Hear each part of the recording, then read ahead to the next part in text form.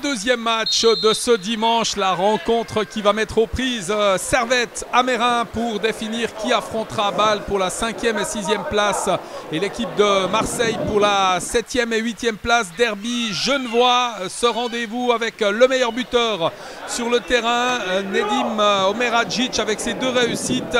Les 2 autres buteurs sont mérinois avec une seule réussite, Pierre Essomba et Mirza Bezic. Rencontre aussi bien évidemment très importante pour les 2 équipes pour obtenir une place en finale, 5e, 6e place. Il y a quand même de l'enjeu là pour les formations. Cette relance servettienne, ce ballon transmis par Dani Marquez, ce décalage avec ce cuir mis en avant, on va chercher l'appui là et on va le trouver. Belle accélération avec la passe en retrait, le but. C'est superbe. Magnifique la réussite servettienne et ce superbe travail avec finalement cette concrétisation. Ouais, c'est un grand but, très grand but marqué par le Servette FC avec Thomas Künzler qui récupère ce ballon et parvient à marquer la première réussite de cette partie après quelques 9 minutes de jeu. Il y a vraiment de l'envie, il y a vraiment de la discipline aussi dans la circulation du ballon. Ce sont des actions qui font partie du jeu qu'on apprécie tout particulièrement avec cette accélération et finalement vraiment ce gros travail de Johnny de Oliveira là, sur le flanc droit qui aurait pu tirer.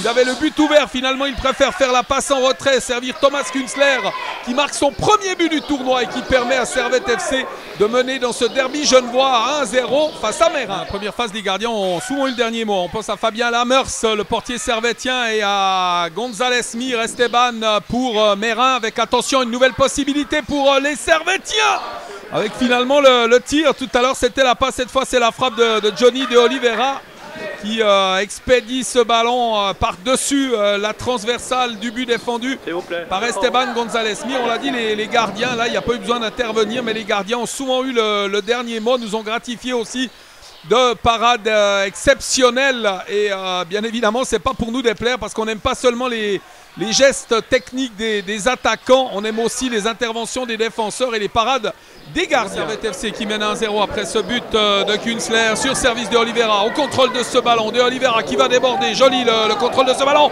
avec l'accélération de l'attaquant qui va passer avec le centre contré finalement. Et cette balle détournée par Sébastien Morin et en finalité dégagée du pied par Esteban González Mir pour l'équipe de Meyrin FC avec ce ballon. Attention, mis dans l'axe encore une fois.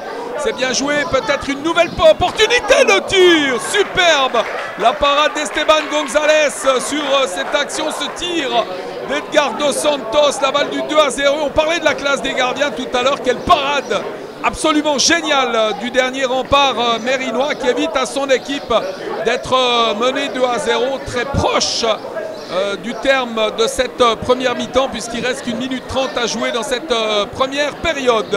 Avec ce coup de coin en faveur des Servettes, on va le suivre attentivement. Toujours l'intérêt des balles arrêtées avec la montée de Botro, Lucien Botro, c'est un ballon directement dans les mains du portier Esteban González Mir qui va dégager rapidement la main. Les Mérinois qui repartent avec l'interception de la défense servettienne et la faute sur Timo Ribeiro, le capitaine. Il se fait accrocher à 2 reprises et cette fois il obtiendra le coup. Ce coup franc pour Lucien Botro avec un ballon mis au 2e poteau. La frappe de la tête, ouais, c'était pas mal du tout. Et finalement cette frappe signée Baba Souaré qui passe par-dessus le but, pas tout à fait même par-dessus, je pense légèrement à côté. En tous les cas la trajectoire du ballon a démontré que c'est pas passé loin du cadre et que ça avait encore le poids d'un 2e but pour les Servettiens avec ce cuir récupéré par Lucien Botro qui va revenir en arrière. Ce service sur Edgar Dos Santos. Botro en jouant 1-2 avec du soutien à la pointe de l'attaque de Oliveira. Ce cuir dégagé, réceptionné par les Servettiens. Encore une fois, jolie feinte de tir avec Künzler qui va passer. Petit ballon piqué de Künzler. Et finalement, ce ballon qui passe par-dessus encore une fois. Le ballon qui a été monopolisé par les Servettiens. Toujours très habile dans la phase défensive. Ballon contrôlé par Edgar Dos Santos qui obtient la touche et l'arbitre qui met un terme à cette première mi-temps sur le score de 1-0. Servette qui mène au score et c'est mérité. Encore une fois, si on doit dresser un bilan de cette première mi-temps, les Mérinois ont subi le jeu face à cet excellent adversaire dans ce derby genevois. Bien évidemment, 1-0, ça reste un match totalement ouvert. Tout reste possible pour l'équipe entraînée par Denizio Navarro. Deuxième mi-temps un peu pauvre quand même sur la base offensive. Omer Hadjic qui va déborder, tenter de nous contredire. Omer Hadjic passe en retrait. Ce ballon qui passe à côté. Ouais, c'était une énorme possibilité encore une fois pour Servette FC. On l'a dit, ils ont dominé depuis le début de la partie. Ils se sont créés quelques belles occasions en première mi-temps. Puis on est à la 11e minute. C'est la première occasion depuis le début de la seconde mi-temps. Première occasion digne de ce nom. Une équipe peut-être un peu fatiguée de Meyrin qui a beaucoup donné dans ce tournoi, notamment dans la phase qualificative. Et aussi la partie d'émotion qui rentre en ligne de compte.